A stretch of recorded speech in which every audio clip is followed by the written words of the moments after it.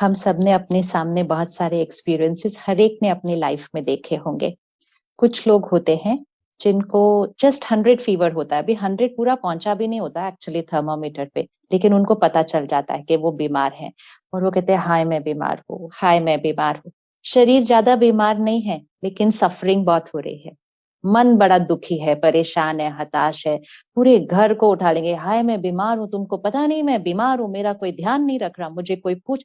शरीर को ज्यादा कुछ नहीं है, 100 फीवर भी नहीं है, लेकिन यहाँ सफरिंग बहुत ज्यादा हो रही है, भोगना बहुत हो रही है, because the power of the mind and the response to the situation of the जो इलनेस आई है। और कुछ लोग ऐसे होते हैं जो 4th स्टेज ऑफ कैंसर को क्रॉस कर रहे होते हैं, लेकिन उनके चेहरे को देखकर लगता है इनसे ज्यादा खुश तो कोई भी नहीं है इस कमरे के अंदर। और उनसे आप पूछो, बड़े डर के उनसे पूछना पड़ता है, कैसे पूछे, आप ठीक हैं? कहेंगे हाँ सब बढ़िया है, मुझे क्या हुआ, आप अपना हालचाल बताओ, आप ठीक हो कि नहीं। This is the difference. So बीमारी का मैग्नीट्यूड अलग अलग है, भोगना का मैग्नीट्यूड भी बिल्कुल अलग अलग है, इसका और इसका। It is mind over matter, it's mind over matter. तो किसी का 100 बुखार है लेकिन मन की क्षमता डेवलप नहीं की है उतनी पॉजिटिविटी, तो उससे ही परेशान हो जाते हैं।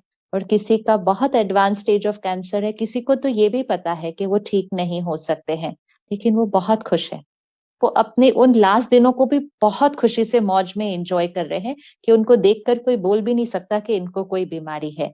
तो सफरिंग कोई भी नहीं है ना, बिल्कुल। भले शरीर में तो पता नहीं क्या क्या हो रहा होगा, कितनी दवाइयां खा रहे होंगे, कितने साइड इफेक्ट्स उसके हो रहे होंगे, कितनी discomfort, mind is happy. So it's mind over matter, not matter over mind, ये हमें याद रखना है। तो साक्षी होना, एक तो ये याद रखना कि शरीर बीमार है, बहुत बीमार भी हो सकता है, लेकिन यहाँ परेशान कितना होना ये शरीर की मैग्नीट्यूड पर, बीमारी पर नहीं डिपेंड करता, ये मेरी चॉइस है। तो जिस तरह का हम चिंतन करेंगे, इसलिए हम कभी नहीं कहते हाय मैं बीमार हूं, मैं बीमार नहीं हूं, क्योंकि ये मेरा शरीर है, मैं यहाँ हूं। तो कोई पूछता है आप बीमार हो, तुम कहेंगे हाँ मेरा शरीर बीमार है, मैं बिल्कुल ठीक हूँ। ये दोनों को डिफरेंट करना होगा।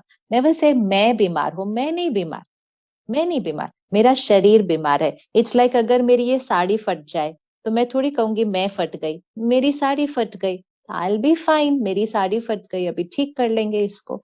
लेकिन जब हम कहते हैं मैं बीमार हूँ, मुझे डायबिटीज है, मुझे हाइपर, इट्स नॉट मुझे, इट्स टू माई बॉडी, ये मेरे शरीर को है। This is the first step of detachment.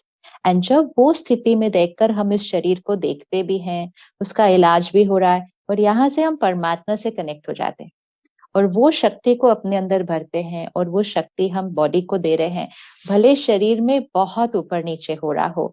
दादी जानकी जी ने पिछले साल 104 साल की एज में अपने पुराने शरीर का त्याग किया। बहुत सारी बातें आई थी उनके शरीर में उससे पहले भी। और मुझे याद है कि माउंट आबू में डॉक्टर्स की रिट्रीट होती है हर साल, और पिछले मतलब 2019 में ही मैं दादी जी के साथ स्टेज पे थी एंड 1000 डॉक्टर्स थे सामने। तो दादी ने मुझे कहा इन सबको बता दो, इनकी दवा मुझे नहीं चलाती है अभी, इनकी दवा ने तो मुझ पर काम करना बहुत पहले बंद कर दिया है, अब तो मुझे परमात्मा की दुआ और इन सब की दुआ चलाती है, मैं दुआओं से चलती हूँ।